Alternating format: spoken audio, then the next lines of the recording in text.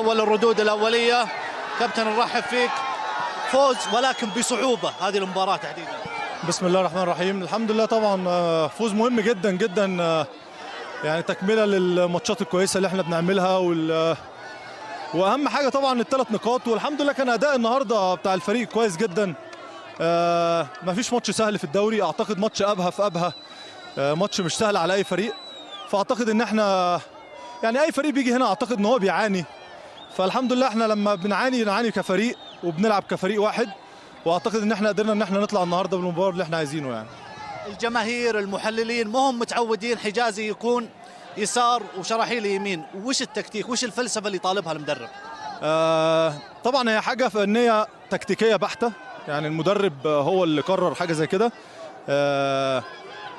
اكيد ليها سبب، بس اكيد يعني مش احسن حاجه ان احنا نقول حاجه تكتيكيه قدام الناس، بس اعتقد لو المدرب سالته وهو حابب يقولها اعتقد ممكن يقولها. يعني هو تكتيك من المدرب، بس انت على الصعيد الشخصي يعني زي احمد شراحيلي يقول انا ما افضل اني العب بالقدم الاخرى، انت بالنسبه لك يعني تفضل او لا تفضل؟ شراحيلي قال لك كده؟ ايه لا اعتقد ان احمد لعيب مهم جدا لينا، ولعيب عنده رؤيه تكتيكيه، والمدرب اعتقد ان هو عمل التغيير ده لسبب تكتيكي، ان احنا نقدر نطلع بالكره كويس من تحت، وان اكيد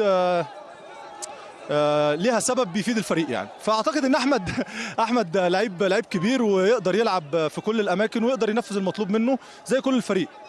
سابقا مثلا نسال مهند الشنقيطي لما يلعب ظهير ايسر، هو حيلعب وحيقدم مستوى، بس ما يفضل يعني في الاخير اي لاعب حيلعب في اي مركز، ولكن لما تساله لا انا افضل اكون في الخانه الفلانيه. اخيرا كابتن، ما شاء الله تبارك الله 7 كلين شيت في 10 مباريات، 3 أهداف فقط، رقم تاريخي في 10 جولات، اعتقد انه رقم تاريخي جدا. الحمد لله طبعا مارسيلو عامل موسم رائع طبعا، يعني كل الاوقات اللي بنحتاجه فيها بيبقى موجود، واكتر ما احنا محتاجين كمان. الفريق كله بيعمل شغل تكتيكي دفاعي عالي جدا، ما اعتقدش ان هي بتبقى شغل مدافعين بس، المدرب واللعيبه، والحمد لله احنا بنشتغل شغل اللعيبه كلها حافظاه، واعتقد ان احنا ماشيين بخطه كويسه في الحته الدفاعيه والحته الهجوميه، الحمد لله ان احنا قادرين نسجل كل مباراه يعني. الجمهور ينتظرك. انا مبروك لكل الجمهور، يعني دايما بنحس ان احنا بنلعب في ارضنا، عمرنا ما رحنا اي ملعب في المملكه كلها وغير شايفين الجمهور بتاعنا اكتر من اي جمهور يعني، فطبعا بنحييهم وبنتمنى ان احنا على طول نكونوا مبسوطين يعني. شكرا ليك. شكرا.